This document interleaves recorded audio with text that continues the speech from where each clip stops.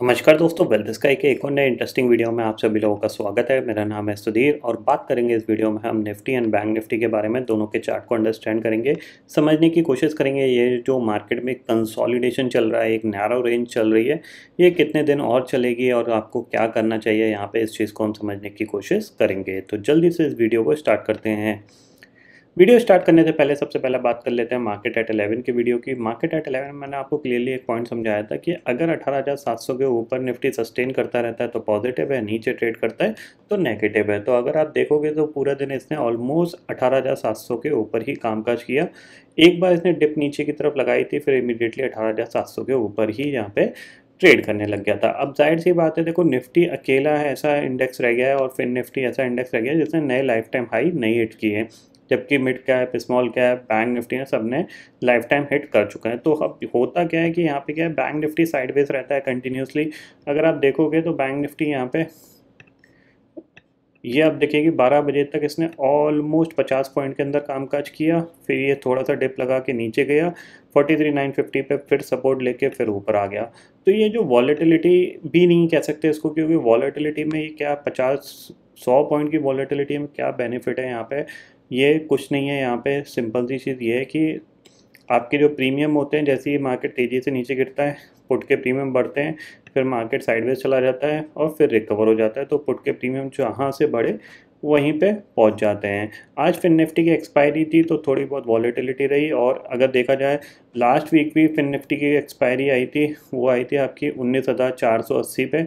आज की भी एक्सपायरी 19,470 के आसपास की है। तो मतलब एग्जैक्टली जो एक्सपायरी है फिन निफ्टी की कहीं ना कहीं 19,500 के करीब ही घूम रही है, जिससे कि काफ़ी अच्छा प्रीमियम लोगों को कमाने को मिल रहा है। ठीक है, अब कल क्या हो सकता है इसको समझते हैं। कल क्या है कि कल बेसिकली आपका वेडनेसडे का ट्रेडिंग सेशन है, उसके बाद परसों आपकी एक्सपायरी है जो कि निफ्टी और बैंक निफ्टी की है। ठीक है, अब यहाँ पे हमें समझना है कि कल क्या हो सकता है। तो देखो ग्लोबल मार्केट की सिचुएशन काफ़ी अच्छी है।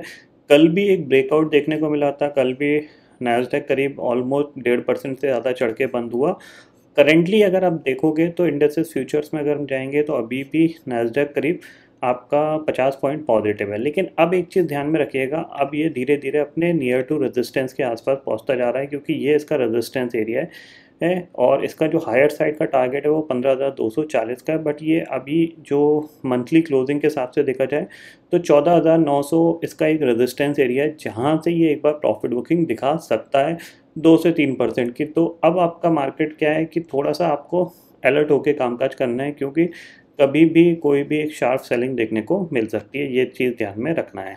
ठीक है, ऑप्शन चेन डाटा में अगर हम चलते हैं तो यहाँ पे आप देखोगे तो 18,700 की कॉल पे 99 लाख का ओपन इंटरेस्ट है, पुट पे कितना है 1,10,00,000 का। 18,800 की कॉल पे 88 लाख का ओपन इंटरेस्ट है, पुट पे कितना है 24 लाख का। इसका मतलब क्या है, हायर साइड पे भले मार्केट क्लोज हुआ है बट पुट राइटर इंटरेस्टेड नहीं है ऊपर की साइड पुट राइट करने के लिए। तो हम यही एक्सपेक्ट करेंगे 18,750 हमारे लिए एक रेजिस्टेंस है। ठीक है, चार्ट पे चलते हैं तो देखो सिंपल ही चीज़ ये है कि मैंने आपको एक ट्रेंड लाइन बता रखी है, उस ट्रेंड लाइन पे आप फोकस रखो। जब भी वो ट्रेंड लाइन ब्रेक होगी तो आपको एक अच्छी खासी अपॉर्चुनिटी मिल सकती है। तो वो आपकी जो ट्रेंड लाइन है वो ये आवली चार्ट पे है। ठीक है,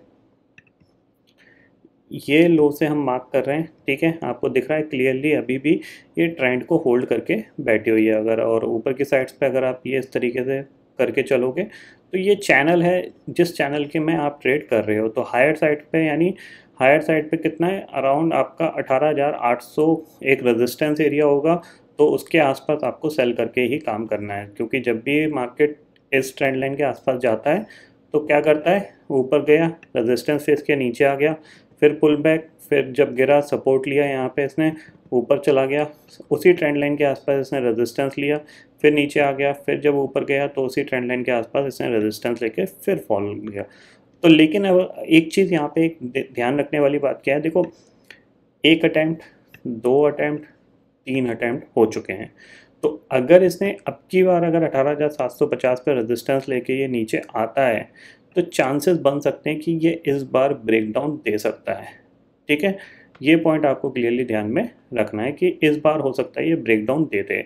तो आपको फोकस क्या करना है, अगर ये 18,600 के नीचे दोबारा से निफ्टी ट्रेड करने जाता है तो तो आप थोड़ा सा एग्रेसिव सेल कर सकते हो इस बार, क्योंकि इस बार चांसेस बन सकते हैं कि ये ब्रेकडाउन दे दे। ठीक है, अब कल क्या होगा इसको हम समझते हैं। तो 50 मिनट का टाइम फ्रेम लगा दिया है, तो जाहिर सी बात है लेवल मार्क करके दिखा देता हूँ। इस लेवल के नीचे आपको शॉर्ट करना है। ठीक है, लेवल है 18,680 का, इसके नीचे हम शॉर्ट करेंगे। टारगेट हमारे पास पहला है 18,623, 623 ब्रेक होता है तो नेक्स्ट टारगेट हमारे पास है 18,560 का। जब भी ये लेवल टूटेगा तो डेफिनेटली हम यहाँ पे सेल करके ही काम करेंगे। ठीक है, अगर गैप अप खुल जाता है मान लो 18,750 या फिर 18,770 के जोन में, तो यहाँ पे भी हम सेल करके ही कामकाज करेंगे। फिलहाल बाइंग का इस लेवल पे कोई यहाँ पे इंटरेस्ट है नहीं मेरा। क्यों नहीं है? क्योंकि ऊपर की तरफ जो बाइंग का मोमेंटम है वो बहुत स्लो हो रहा है, तो उसका कोई फ़ायदा नहीं है।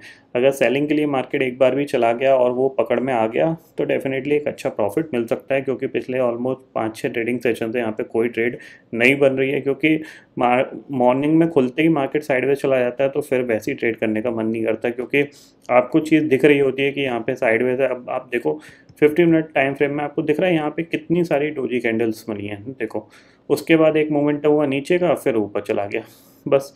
तो बेसिकली इस मोमेंटम के लिए हम पूरे दिन क्यों बैठे अपने पोजीशन को लेके, तो वो चीज़ आपको क्लियरली समझ में आनी चाहिए। तो बट लेकिन इस बार अगर ये 18,680 के नीचे जाता है तो डेफिनेटली हम सेल करके काम करेंगे। ठीक है, निफ्टी का व्यू समझ में आ गया। बैंक निफ्टी में अब क्या बोलो, यहाँ पे आपको 50 पॉइंट के अंदर 100 पॉइंट के अंदर बैंक निफ्टी ट्रेड कर रहा है, तो यहाँ पे कुछ अपॉर्चुनिटी तो नहीं है।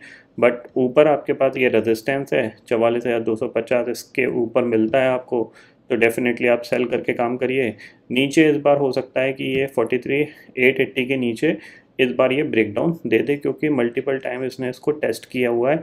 तो चांसेस बनेंगे कि ये जब ब्रेकडाउन देगा तो डेफिनेटली यहाँ पे एक बड़ा करेक्शन, मतलब 43,500 तक इजीली यहाँ पे चला जाएगा। हो सकता है 43,200 तक भी चला जाए। ये पॉइंट आपको यहाँ पे क्लियरली ध्यान में रखना है, क्योंकि जब भी ये ब्रेकडाउन देगा ना तो जो पहली गिरावट आएगी वो बहुत शार्प आएगी। ठीक है ना, और डे चार्ट पे आपको दिख रही है सिचुएशन बैंक निफ्टी की, प्योरली कंसोलिडेशन है। अब यहाँ पे इंडिकेशन कब मिलेगा? यहाँ पे इंडिकेशन मिलेगा जब 43,800 के नीचे बैंक निफ्टी ट्रेड करना स्टार्ट करेगा। 43,800 के नीचे अगर ये गया तो फिर चांसेस बन सकते हैं कि ये एक ब्रेकडाउन दे और 43,000 तक ये इजीली जा सकता है। ये पॉइंट आपको ध्यान में रखना है। ग्लोबल मार्केट की सिचुएशन करेंटली देख लेते हैं इंडेक्सेस फ्यूचर्स में। डाउ फ्यूचर 12 पॉइंट नेगेटिव है, नैस्डैक फ्यूचर 48 पॉइंट नेगेटिव है। यूरोपियन मार्केट ऊपर खुले थे, थोड़ी बहुत प्रॉफिट बुकिंग यहाँ पे देखने को मिल रही है। तो अब कहीं ना कहीं यहाँ पे एक चीज़ समझ में रखिएगा कि अब जो यूएस मार्केट है वो भी अपने नियर टू रेजिस्टेंस के आसपास पहुँच चुके हैं। तो अब आपको क्या चीज़ ध्यान रखना है कि अगर सेलिंग आती है, कोई भी इंट्राडे नेगेटिव ट्रेंड बनता है या नेगेटिव प्राइस एक्शन बनता है, तो डेफिनेटली आपको स्टॉप लॉस लगा के ज़रूर ट्रेड करना चाहिए। ठीक है, तो आई होप दोस्तों ये पर्टिकुलर डाटा आपको समझ में आ गया होगा। दोस्तों फिलहाल इस वीडियो में इतना ही है। आई होप ये वीडियो आपको पसंद आएगा। वीडियो पसंद आता है तो लाइक और शेयर जरूर करिएगा, और चैनल को जो सब्सक्राइब कर लीजिए, क्योंकि मैं सुधीर लेके आता रहूँगा हर दिन आपके लिए नए नए वीडियो। इसी के साथ शुक्रिया दोस्तों, जय हिंद।